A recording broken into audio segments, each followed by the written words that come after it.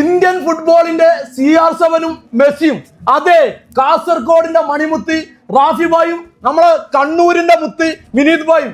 പക്ഷെ എനിക്ക് പറയാനുള്ളത്, നമ്മുടെ ഇന്ത്യയിൽ 147 കോടി ജനങ്ങളുണ്ട്. ഇപ്പൊ 48 ടീം വേൾഡ് കപ്പ് കളിക്കുന്നുണ്ട്. ഇതിൽ ഒരുപാട് രാജ്യങ്ങൾ, 1-2 1.5 ലക്ഷം 2 ലക്ഷം ആളുകളുള്ള ടീമുകളാണ് വന്ന് ഫുട്ബോൾ കളിക്കുന്നത്. അപ്പോൾ ഇപ്പൊ നമ്മൾ സോഷ്യൽ മീഡിയയിലൊക്കെ ഇങ്ങനെ വീഡിയോ ചെയ്യുന്നുണ്ട്. ഈ വരുന്ന ചെക്കന്മാർ നല്ല സപ്പോർട്ട് ഉണ്ട്.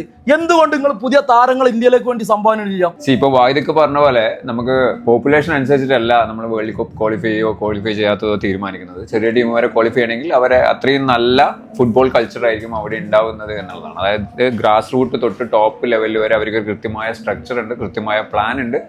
എന്ത് ചെയ്യണമെന്ന് അവർക്കറിയാം. നമ്മുടെ നാട്ടിൽ ആ ഒരു സ്ട്രക്ചർ ഇല്ല, നമുക്ക് അങ്ങനെ ഒരു പ്ലാൻ ഇല്ല. അത് ഉണ്ടാക്കാൻ നമ്മൾ അധികാരികൾ ശ്രമിക്കുന്നില്ല എന്നുള്ളതാണ് നമ്മളെ കാഴ്ചപ്പാട്. എല്ലാ മീഡിയകളോടും നമ്മൾ ഇത് പറഞ്ഞുകൊണ്ടിരിക്കുകയാണ്. ഇപ്പൊ നമ്മളിപ്പോ വേൾഡ് കപ്പ് കൊണ്ട് മാത്രമാണ് ഇപ്പൊ ഈ ഒരു ചർച്ച വരുന്നത്. ഒരു കാര്യം പറയും, വേൾഡ് കപ്പ് വരുമ്പോഴേ നിങ്ങൾക്കടക്കം ഇത് ഓർമ്മയുള്ളൂ നമ്മൾ കളിക്കുന്നില്ല എന്നുള്ളത്. ഇത് കഴിഞ്ഞാൽ ഇനി അടുത്ത 4 കൊല്ലം കഴിയുമ്പോഴോ അല്ലെങ്കിൽ എന്താ പറയുക ഏഷ്യ കപ്പ് വരുമ്പോഴൊക്കെ ആയിരിക്കും നമ്മളെ പറ്റി നിങ്ങൾ ചോദിക്കുക. കാരണം ആർക്കും ഇതിൽ താല്പര്യമില്ല. എപ്പോഴെങ്കിലും കളി വന്നാൽ കാണാം, ക്രിസ്ത്യാനോനെയും മെസ്സിനെയും നെയ്മറിനെയും ഒക്കെ എന്താ പറയുക ആസ്വദിക്കാം എന്നല്ലാതെ നമ്മുടെ നാട്ടിൽ എന്ത് നടക്കുന്നതെന്ന് അറിയാനോ അതൊരു നല്ല രീതിയിലേക്ക് കൊണ്ടുവരാനോ താല്പര്യമില്ല, ആരുമില്ല എന്നുള്ളതാണ്. അപ്പൊ നമ്മൾ ഇന്ത്യൻ ടീമിന്റെ 2 നെടുംതൂണുകളെ ഇതാണ് കേട്ടിട്ടുള്ളത്. അതെ, നമ്മുടെ ഇന്ത്യ രാജ്യത്ത് ഒരുപാട് രാഷ്ട്രീയ പാർട്ടിക്കാരുണ്ട്. ഒരു പാർട്ടി ഒരു കളിക്കാരനെ കൊണ്ടുവന്നാൽ നമ്മളെ ഇന്ത്യയിൽ 1 2 4 ടീമിനെ നമുക്ക് ഉണ്ടാക്കാം. അത്രയും സെറ്റപ്പാണ്.